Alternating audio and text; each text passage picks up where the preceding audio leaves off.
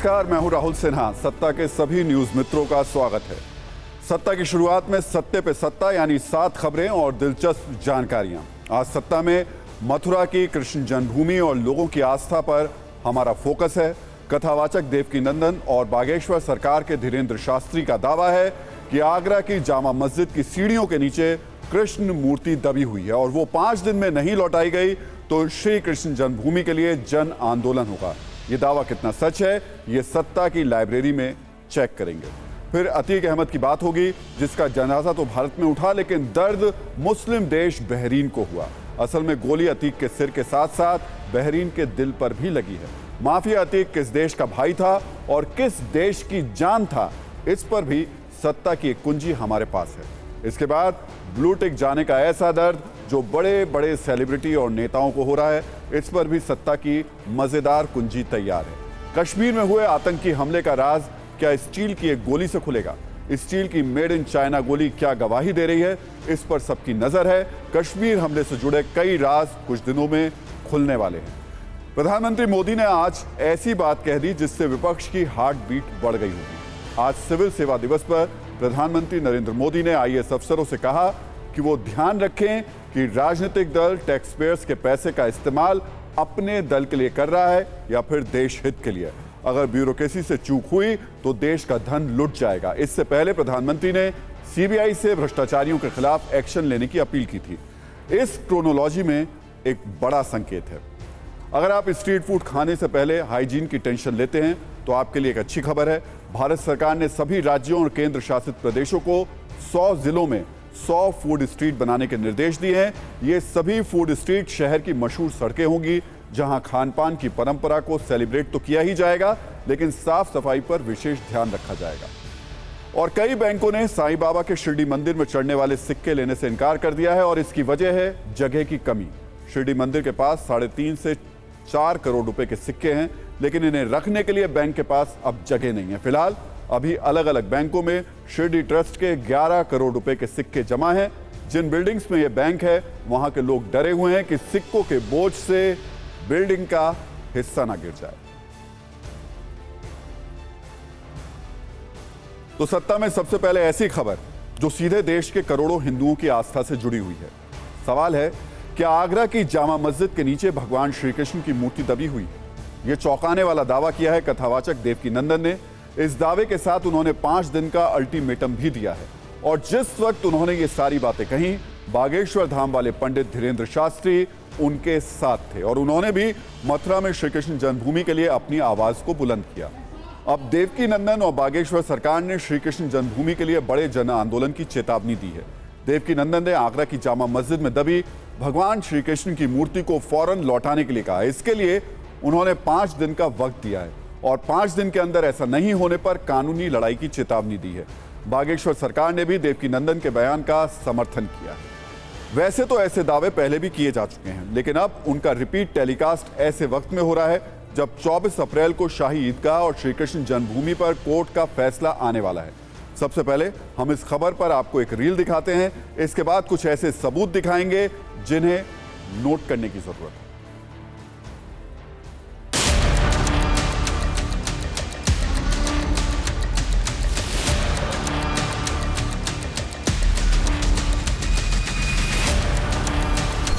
औरंगजेब ने मथुरा में कृष्ण जन्मभूमि का मंदिर तोड़कर उस मंदिर में जो उस समय की मूर्तियां थी, उन मूर्तियों को वहां से लाकर यहाँ आगरा में जामा मस्जिद में जो सीढ़ियां हैं, उन सीढ़ियों में ठाकुर जी की छवि को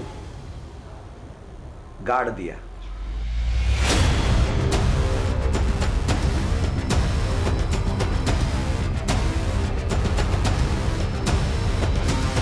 हमारे भगवान की जो जामा मस्जिद की सीढ़ियों में मूर्तियां हैं, वो मूर्तियां तुरंत 5 दिन का समय दे रहा हूं, 5 दिन के भीतर भीतर भाईचारा निभाएं और वो मूर्तियां हमको दे दें।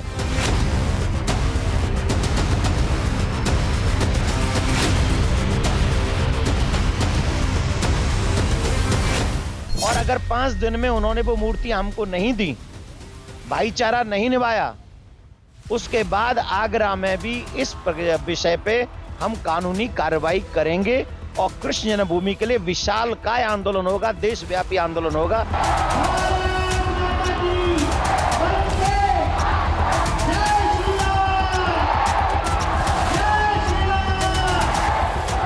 जिस प्रकार अयोध्या के रामलला स्वतंत्र हुए और दिव्य और भव्य मंदिर बन रहा, वैसे ही मथुरा में श्री कृष्ण जन्मभूमि में भी दिव्य और भव्य मंदिर बनना चाहिए और बनकर के रहे।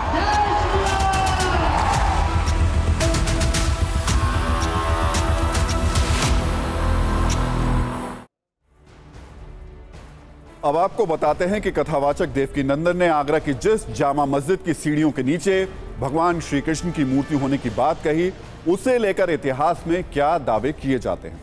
दावा है कि अपने शासन के 49 सालों तक जुल्म और क्रूरता की हदों को पार करने वाले मुगल शासक औरंगजेब ने साल 1670 में मथुरा के ठाकुर केशव देव जी का मंदिर तोड़वा दिया था। मंदिर को तोड़े जाने के बाद उसमें रखी श्री कृष्ण की मूर्तियों को मथुरा से आगरा ले जाया गया था। इसके बाद उन्हें आगरा की जामा मस्जिद, जिसे बेगम साहिबा मस्जिद भी कहा जाता है, उसकी सीढ़ियों के नीचे कृष्ण मूर्तियों को रखा गया। दावा किया जाता है कि इसके पीछे भी औरंगजेब का एक खास मकसद था। औरंगजेब चाहता था कि मूर्ति मस्जिद में आने जाने वाले लोगों के पैरों के नीचे रहे, लेकिन अब उसी कृष्ण मूर्ति को 5 दिन में वापस देने का अल्टीमेटम दिया गया है। साधु संतों ने देवकीनंदन की मांग का समर्थन किया है, जबकि मुस्लिम धर्मगुरु इस पर ऐतराज जता रहे हैं।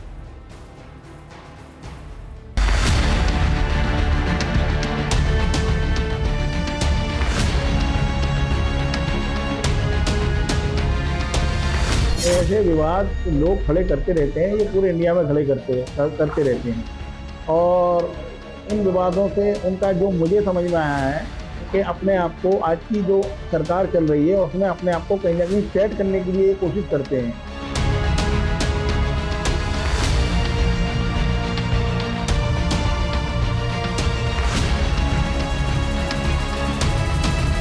आगरा की जामा मस्जिद की सीढ़ियों के नीचे भी रत्न जड़ित श्री कृष्ण की प्रतिमा है, तो शासन को तत्परता से चाहिए कि उन्हें वहां पर तलाश करें, खोदें और साथ में जामा मस्जिद के भी जो प्रशासकीय अधिकारी है उन्हें इसमें पूर्ण सहयोग देना चाहिए।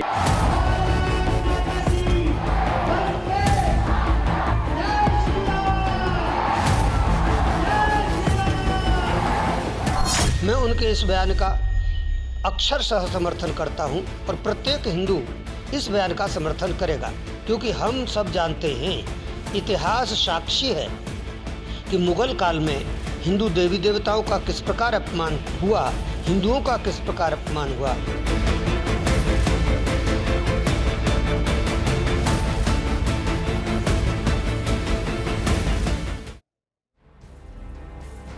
लेकिन अब सवाल यह कि इस दावे का सच क्या है। इसे न्यूज मित्रों तक पहुंचाने के लिए हमने बहुत रिसर्च की। इस दौरान हमें एक ऐसी किताब के बारे में पता चला जो इस दावे का सबसे बड़ा सबूत है। हम वो मसीर आलमगीरी किताब मिली है जिसे औरंगजेब के करीबी बख्तावर खान के मुंशी खाकी साकी मुस्ताक खान ने फारसी में लिखा था, जिसका बाद में जदुनाथ सरकार ने अंग्रेजी में अनुवाद किया था। इस किताब के पेज नंबर 60 पर जो लिखा हुआ है उसे बहुत गौर से सुनिएगा। मसीर आलमगीरी में साकी मुस्ताक खान ने लिखा था कि जनवरी 1670 में बादशाह औरंगजेब ने आदेश दिया कि मथुरा में जो केशव देव मंदिर है उसे गिरा दिया जाए। जितनी भी मूर्तियां हैं जिनमें कीमती जवाहरात जड़े हैं जो मंदिर में रखी थी, उन्हें आगरा लाया जाए और बेगम साहिबा मस्जिद की सीढ़ियों के नीचे दफन कर दिया जाए। यानी जिस शख्स ने यह सब कुछ अपनी आंखों से देखा था उसे शब्दों में अपनी किताब में उसने उतार दिया। इस किताब में साकी मुस्ताक खान ने यह भी लिखा कि बाद में मथुरा का नाम तब बदलकर इस्लामाबाद रख दिया गया और इसके बाद हुक्म की तामील करने वालों को इनाम भी दिए गए। मतलब यह कि जामा मस्जिद की सीढ़ियों के नीचे जो कृष्ण मूर्ति दबे होने के दावे किए जा रहे हैं वो हवाई नहीं बल्कि प्रमाण के साथ है। लेकिन ये सब कुछ पहली बार हो रहा है, ऐसा नहीं है। श्री कृष्ण जन्मभूमि के वकील महेंद्र प्रताप सिंह इसे लेकर पिछले कई सालों से लंबी लड़ाई लड़ रहे हैं। पहले उन्होंने एएसआई से लेकर केंद्र तक कई पक्षों को नोटिस देकर इस बात की ओर ध्यान खींचा और फिर कोर्ट की दहलीज तक भी गए। कई याचिकाएं दाखिल की, इसलिए आज इस मामले पर हमने उनसे भी बात की। उनका पक्ष भी सुनना बेहद जरूरी है।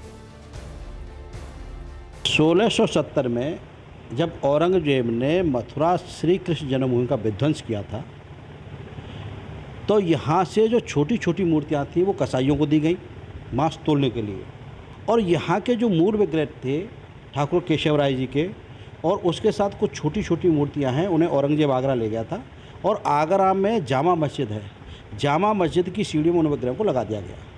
इसके पीछे एक बड़ा उनका एक मैं कहूँ एक कुकृत्य था कि हिंदू धर्म की आस्था को ठेस पहुंचाने के लिए उन्होंने मूर्तियों को वहाँ लगाया था, जिससे वो शाही खानदान के लोग पैरों से चढ़ते उतरते थे और सनातन धर्म को बेइज्जत करने के उद्देश्य से उन्होंने ये लगाया था।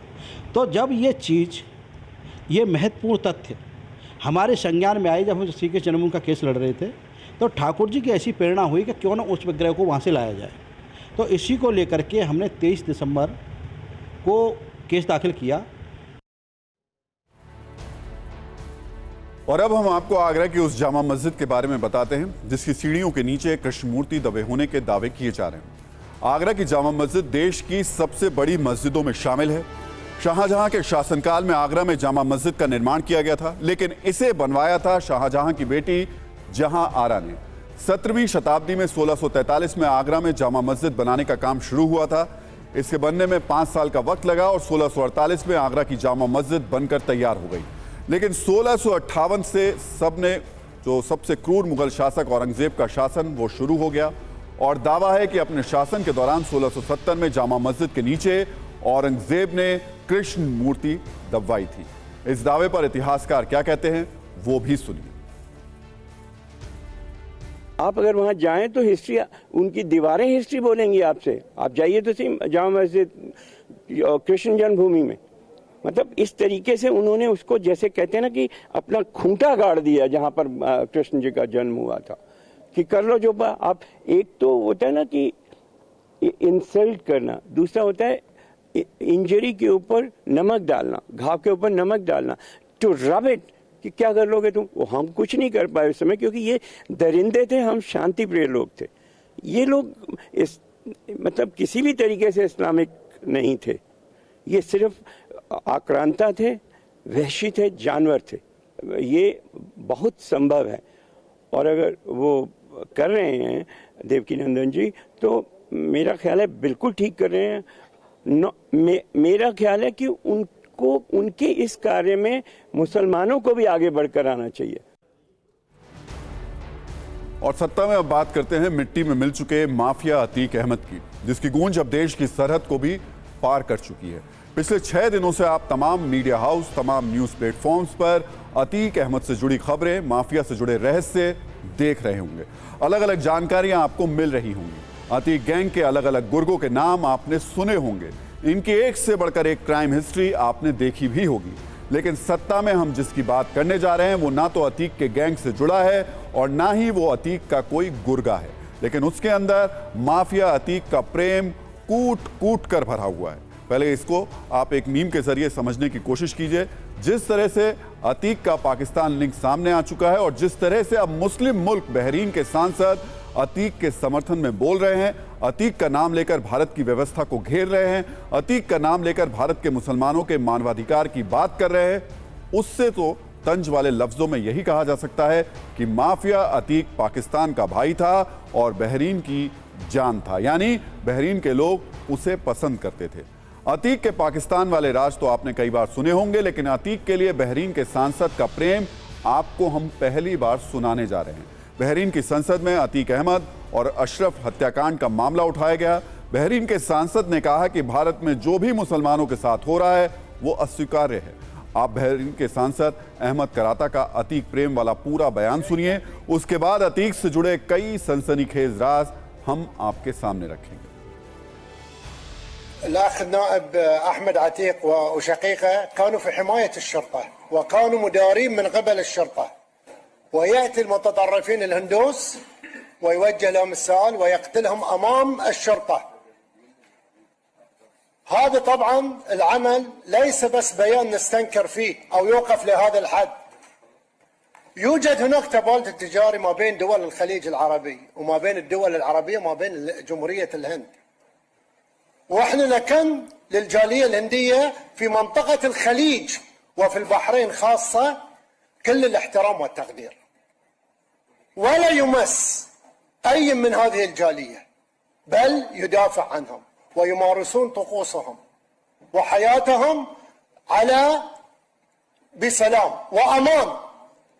ولكن ما يجري للمسلمين في جمهورية الهند هذا شيء غير مقبول، سواء من مملكة البحرين أو من دول الخليج، ويجب أن يكون لا يقف الموضوع أو الحد في بيان، إصدار بيان أو استنكار، لا، بل نروح أبعد، لأن الحكومة الهندية قاعدة تتمادى، المتطرفة يجب أن تقف عند حدها، ليس من مملكة البحرين ولكن من جميع دول الخليج، أن يجب هناك يأخذون قرارات لوقف هذه النزيف اللي يصير. यानी दुनिया भर में अतीक के कई ऐसे भाई और जान हैं जो ना तो अतीक गैंग के मेंबर हैं, ना गुर्गे हैं, लेकिन अतीक को लेकर बयानबाजी करने में वो पीछे नहीं हट रहे हैं। वैसे अतीक को गोली लगने का दर्द देश के अंदर भी देखने को मिल रहा है। कई दिल घायल हुए हैं, तो बहुत से लोग ऐसे भी हैं जिन्होंने पुलिस कस्टडी में अतीक की हत्या पर सवाल उठाए हैं। अब सवालों और भावनाओं का ज्वार उठ कर राजनीति के बिंदु तक पहुंच चुका है, और जब ऐसा कोई मामला राजनीतिक हो जाता है तो उसमें AIMIM के अध्यक्ष ओवैसी की ग्रैंड एंट्री होती है। ओवैसी अपने सियासी समीकरण के हिसाब से अतीक हत्याकांड पर राजनीति कर रहे हैं। ओवैसी ने अतीक अशरफ हत्याकांड को लेकर बीजेपी से कई सवाल किए हैं और बोला है कि दिल्ली में बैठे बादशाह बताएं ये क्या हो रहा है। 1 महीने की ट्रेनिंग ली गई, 500 गोलियां चलाई गई और फिर तब जाकर इन्होंने वो ऑपरेशन को अंजाम दिया। अब हम पूछना चाह रहे बरसरे इक़्तिदार जमात के, हमारे मुल्क के प्रधान सेवक से, उत्तर प्रदेश के वजीर आला से ये कैसा हुआ और उन पर UAPA क्यों नहीं लगा, उन पर UAPA क्यों नहीं लगा, इस पर कोई जवाब नहीं देंगे। इनको हथियार किसने दिया, 8-8 लाख की वेपन किसने दिया? आप खुद कह रहे हैं ना, ये जो सिंधी चोर जो बोलते हम लोग, इनके पास घर में इनके छत नहीं है, 8 लाख का वेपन कौन क्या बोलो, नहीं बोलेंगे। अच्छा, फिर उत्तर प्रदेश के चीफ मिनिस्टर से पूछ रहे हैं, आपको खत मिल गया होगा जिसमें मरने वाले ने लिख कर दिया कि मैं उत्तर प्रदेश के मुख्यमंत्री को और सुप्रीम कोर्ट के CBI को खत भिजा दूंगा अगर मैं मर जाऊंगा। तो कौन वो आदमी है जो मेरी मौत का सबब बना, आप बताओ।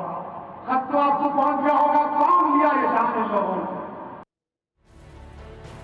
तो एक तरफ अतीक अहमद की हत्या को लेकर देश से विदेश तक बयानबाजी हो रही है, तो दूसरी ओर अतीक अहमद से जुड़े सनसनीखेज राज भी सामने आ रहे हैं। TV9 भारतवर्ष की टीम ने उस गाड़ी को ढूंढ निकाला है जिससे अतीक अहमद लोगों को टक्कर मार देता था। जो गाड़ी कभी अतीक के काफिले में चलती थी, वो आज अतीक के कई गुनाहों की गवाही दे रही है। देखिए ये न्यूज रील।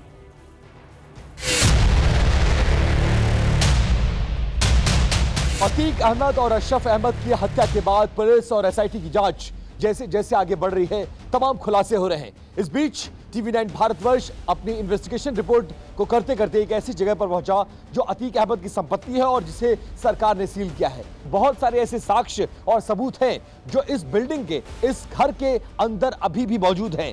यहाँ इन्वेस्टिगेशन के दौरान हमें कुछ ऐसी चीजें नजर आई जो बहुत ज्यादा रोचक हैं। मतलब अतीक अहमद जिन गाड़ियों से चला करता था और जो गाड़ियां उसके काफिले में इस्तेमाल हुआ करती थी, उसी में से एक लैंड क्रूजर गाड़ी अभी भी इस घर के अंदर मौजूद है। और यहां रहने वाले लोग ये दावा करते हैं कि इन्हीं गाड़ियों का इस्तेमाल लोगों के अपहरण करने के लिए और लोगों को उठाकर यहां लाने में किया जाता था। और कभी कभी अतीक अहमद इस गाड़ी का इस्तेमाल खुद भी चलने के लिए करता था।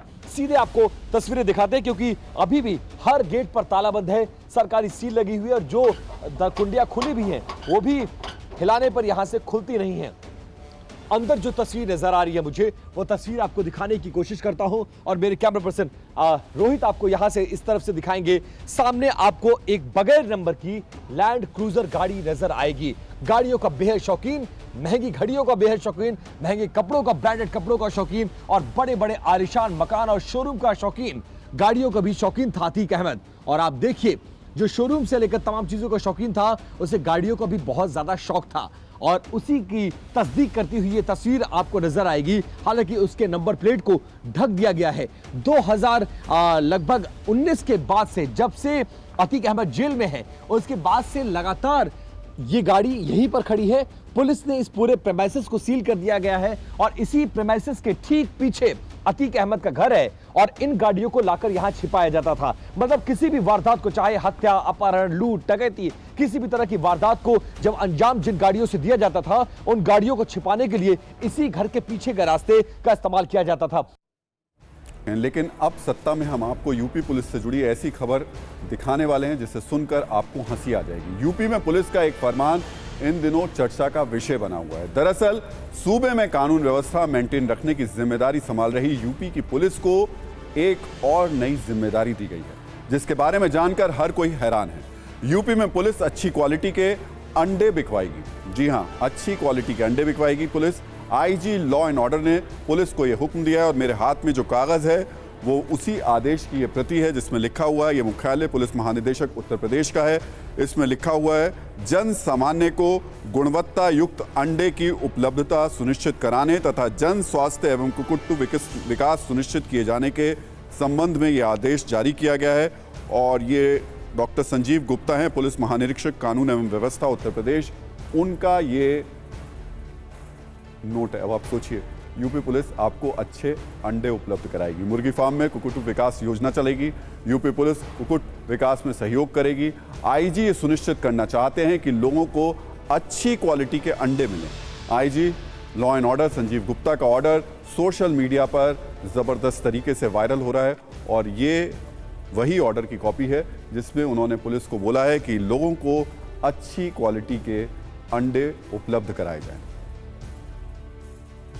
जो यूपी पुलिस अब तक लोगों की सुरक्षा का जिम्मा उठाती थी, अब यूपी पुलिस लोगों को अच्छी क्वालिटी के अंडे मिले, इसका जिम्मा भी अब पुलिस उठाएगी।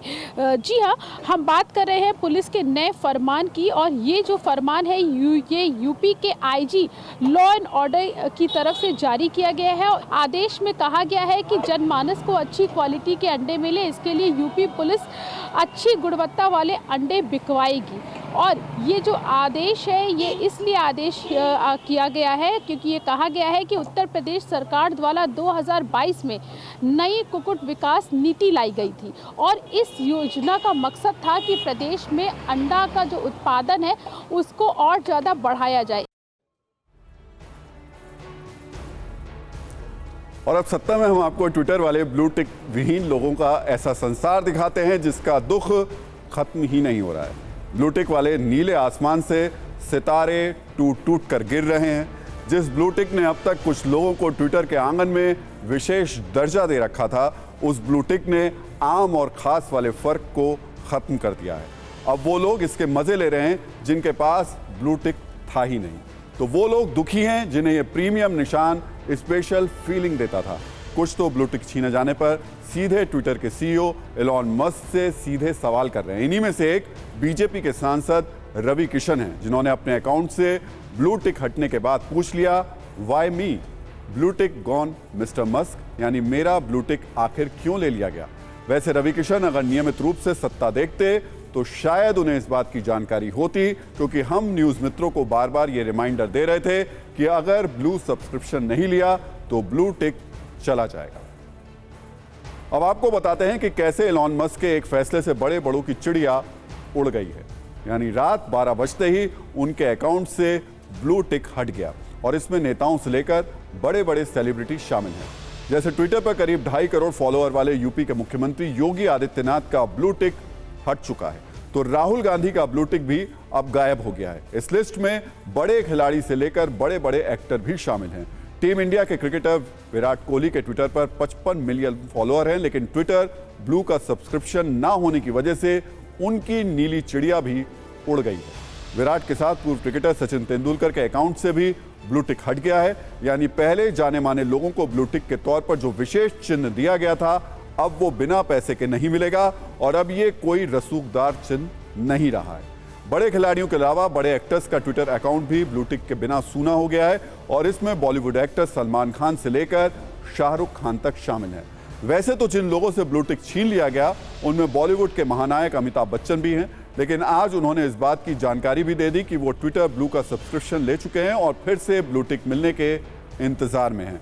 पैसे देने के बाद ब्लू टिक हट जाने पर अमिताभ बच्चन ने मजे लेते हुए यूपी वाले लहजे में एलॉन मस्क से सवाल कर दिया और लिखा कि पैसे भरने के बाद उनका ब्लू टिक लौटा दिया जाए ताकि लोगों को पता चले कि वो ही अमिताभ बच्चन है और उनकी कोई दूसरी ब्रांच नहीं है। लेकिन बहुत से न्यूज मित्रों के मन में एक सवाल यह भी होगा कि आखिर एलॉन मस्क ने ट्विटर के हाई प्रोफाइल यूजर्स को ब्लू टिक वाला दुख क्यों दे दिया। तो अब हम आपको मस्क की ब्लू दिक्कतों का गणित भी समझाते हैं। दरअसल ट्विटर खरीदने के दौरान एलॉन मस्क ने मोटा कर्जा लिया है। मस्क ने ट्विटर की डील 3,62,000 करोड़ रुपए में की थी और इसके लिए मस्क ने अकेले बैंक से ही 1 लाख करोड़ रुपए का कर्ज लिया था। अब ब्लूमबर्ग के अनुमान के मुताबिक मस्क को कर्ज देने वाले बैंक एक साल में $1 अरब यानी 8,220 करोड़ रुपए का ब्याज वसूलने की तैयारी में है और इसी वजह से एलॉन मस्क ट्विटर ब्लू के भरोसे कमाई के चक्कर में लगे हुए हैं। लेकिन एक सवाल यह भी कि क्या ब्लू टिक वाले गणित से मस्क की ये प्रॉब्लम सॉल्व हो जाएगी, तो इसका गणित भी समझ लीजिए। अगर 1 करोड़ से ज्यादा लोग ट्विटर ब्लू का पैसा देंगे तो बैंक के ब्याज का पैसा तो निकल ही पाएगा। अभी दिक्कत यह है कि लीगेसी वाले ब्लू टिक के 4,20,000 वेरीफाइड यूजर ही थे और अगर सारे वेरीफाइड यूजर सब्सक्राइब कर भी लें तो भी 331 करोड़ रुपए ही आएंगे। इसलिए कर्ज का ब्याज निकालने के लिए ट्विटर यूजर्स से वसूली की जा रही है। फिर भी ब्लू टिक के लिए पैसा लेने के बावजूद मस्क के लिए ट्विटर का मनी वाला मैथ्स हल करना मुश्किल हो रहा है। अब ट्विटर ब्लू सब्सक्रिप्शन लेने के लिए गली गली में क्रांतिकारी डिमांड हो जाए तो उनका दाव सफल तब तो हो सकता है और ऐसा होने की संभावना कम से कम हमारे देश में तो बहुत कम। और अब इस खबर का नजरिया 9। सोशल मीडिया का एक पुराना मॉडल रहा है। वो पहले फ्री में सर्विस देते हैं, लोगों को उसकी आदत लगाते हैं और जब लोगों को सर्विस की आदत पड़ जाती है तो कमाई की जाती है, कभी डेटा बेचकर तो कभी सब्सक्रिप्शन बेचकर वसूली की जाती है। एलॉन मस्क ने भी बिल्कुल यही काम किया है। इसलिए जो लोग ब्लू टिक की पुरानी शान को दिल से लगाकर बैठे हैं उन्हें हमारी सलाह है कि वो इसे दिल पर बिल्कुल भी ना लें। और सत्ता में ऐसी खबर जो आपकी सेहत से जुड़ी हुई है। ये न्यूज मित्रों को सचेत करने वाली खबर है। आजकल केक, आइसक्रीम, पिज्जा खाना घर घर का एक ट्रेंड है। खासकर बच्चे तो आए दिन इस तरीके की चीजें खाते ही हैं, लेकिन आपको जानकर हैरानी होगी कि इनमें इस्तेमाल होने वाले फूड जो एडिटिव केमिकल हैं वो सेहत के लिए बहुत ज़्यादा खतरनाक होते हैं। न्यूयॉर्क और कैलिफोर्निया राज्यों में केक, कैंडी, सोडा और जो फ्रूट ड्रिंक में मिलाए जाने वाले 5 एडिटिव जो प्रतिबंध हैं उन पर प्रतिबंध लगा दिया है। और चौंकाने वाली बात यह है कि इसे EU फूड अथॉरिटी ने 2022 में ही प्रतिबंधित किया था। ये न सिर्फ इम्यून सिस्टम को कमज़ोर करते हैं बल्कि इनमें कैंसर के साथ किडनी फेल होने का भी खतरा रहता है। हैरानी की बात यह है कि ऐसे केमिकल्स का प्रयोग कॉस्मेटिक्स तक में बैन कर दिया गया है, लेकिन खाने की चीज़ों में अब भी इनका इस्तेमाल हो रहा है। ये खबर भले ही अमेरिका से आई हो लेकिन इसका असर आप सब पर है। हमारे करोड़ों न्यूज़ मित्र हैं उनके परिवारों पर है, क्योंकि पिज्ज़ा, केक, कैंडी, पेस्ट्री तो यहाँ भी खाया जाता है और जो फ्रूट ड्रिंक और सोडा वाले सॉफ्ट ड्रिंक हैं वो यहाँ पर भी पिए जाते हैं। अगर इनमें प्रतिबंधित एडिटिव है तो खतरा आप पर और आपके बच्चों पर भी है। इसलिए इसके बारे में जागरूक होकर तुरंत एक्शन लेना ज़रूरी है। हम सत्ता की एक ऐसी कुंजी लेकर आए हैं जिसमें इस समस्या से जुड़ी जानकारियां आपको एक साथ मिल जाएंगी। सत्ता के न्यूज़ मित्रों के लिए हमने पूरी रिसर्च की, एक्सपर्ट से बात की और इस रिपोर्ट के आधार पर सेहतमंद कुंजी तैयार की। आप देखिए जंक फूड से मिलाए जाने वाले जो केमिकल हैं वो कितने हानिकारक होते हैं और कैसे ये कैंसर जैसी बीमारी की वजह बन सकते हैं। एक नाम है रेड डाई नंबर 3। इसका इस्तेमाल आइसिंग यानी ठंडी ड्रिंक्स में किया जाता है। इसके अलावा nutritional shake, cherry, peppermint flavour वाली कैंडी में भी ये डाला जाता है। जबकि साल 1990 में US FDA यानी US food and drug administration ने इसे कॉस्मेटिक्स में बैन कर दिया था, पर असलियत में ये बैन हुआ नहीं। रिपोर्ट के मुताबिक इसके ज़्यादा प्रयोग से कैंसर तक हो सकता है। बच्चों में हाइपर एक्टिविटी और व्यवहार संबंधी दिक्कतें भी हो जाती हैं। आज की तारीख में धड़ल्ले से इस्तेमाल होने वाला एक और हानिकारक पदार्थ है टाइटेनियम डाइऑक्साइड। ये कैंडी, पनीर, पिज्ज़ा, आइसक्रीम, जमे हुए डेयरी प्रोडक्ट्स में डाला जाता है। EU फूड सेफ्टी अथॉरिटी ने 2022 में इसे बैन किया था। इससे इम्यून जो सिस्टम होता है वो कमज़ोर हो जाता है, इंसान की डीएनए संरचना को भी ये प्रभावित करता है। एक और नुकसान करने वाला तत्व है ब्रोमिनेटेड वेज ऑयल। ये फ्रूट ड्रिंक्स में डाला जाता है, छोटे ब्रांड्स के सॉफ्ट ड्रिंक्स में आज भी इस्तेमाल होता है। हालांकि कुछ लोकप्रिय कोल्ड ड्रिंक्स ब्रांड इसे बैन कर चुके हैं। इससे थायराइड हार्मोन पर असर पड़ता है। इसके साथ ही पेस्ट्री में इस्तेमाल होने वाला प्रोपाइल पैराबेन शरीर के हार्मोन ग्रंथियों को प्रभावित कर सकता है और प्रजनन के सिस्टम पर बुरा असर डाल सकता है। एक और तत्व है पोटेशियम ब्रोमेट। हो सकता है आप भी किसी न किसी रूप में इसका इस्तेमाल कर रहे हो, इसलिए ध्यान देने की जरूरत है कि इसका प्रयोग ब्रेड और कुकीज जैसी बेक्ड चीजों में होता है। International agency for research on cancer ने इसे कैंसर के लिए जोखिम वाले पदार्थों में रखा है। इसके रेगुलर इस्तेमाल से मेटाबॉलिज्म धीमा हो जाता है, किडनी भी फेल हो सकती है। इस रिपोर्ट पर डॉक्टरों का क्या कहना है, ये भी सुनिए।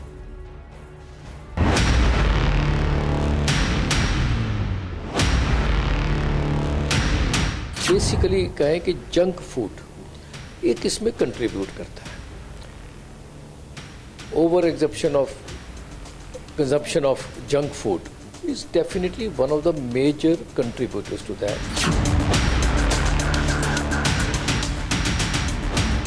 अगर हम जंक फूड का इस्तेमाल करते हैं तो अगर आप तस्वीरों के जरिए डॉक्टर साहब हमें बता सकें कि कैसे ये नुकसान होता है, थोड़ा अगर समझाने की कोशिश करें। ये अगर आप देखें इस हमारे स्क्रीन पे ये जो पिंक कलर का ऑर्गन दिख रहा है ये लिवर है। ये लिवर बहुत बड़ा ऑर्गन होता है पेट का। और आप अगर ऊपर देखें फेफड़े हैं, इधर हार्ट है, यहाँ स्टमक है, बड़ी आंत है। मतलब ये बहुत इंपॉर्टेंट हिस्सा है और एक तरीके से इसको हम स्कैवेंजर बोलते हैं शरीर का। मतलब शरीर का ये डिटॉक्सिफिकेशन करता है। ये लिवर का एक कटा हुआ हिस्सा है और ये कैंसर बन गया है। और ये जो कण आपको दिख रहे हैं ये फैटी लिवर है और फाइब्रोसिस हो गई है। तो फैटी लिवर और फाइब्रोसिस एक माहौल देता है कैंसर को पनपने का।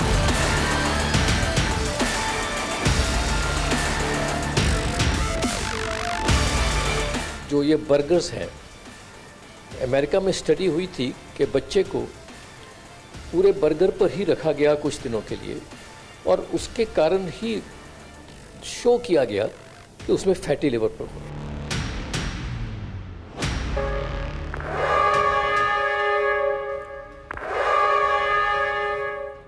तो देखिए, सत्ता में आज का टाइम खत्म हो गया। सभी न्यूज़ मित्रों से हमारी न्यूज़ रिक्वेस्ट है कि वो सत्ता की न्यूज़ रील्स को ज़्यादा से ज़्यादा शेयर करें और अपने सुझाव हमें व्हाट्सएप ज़रूर करें।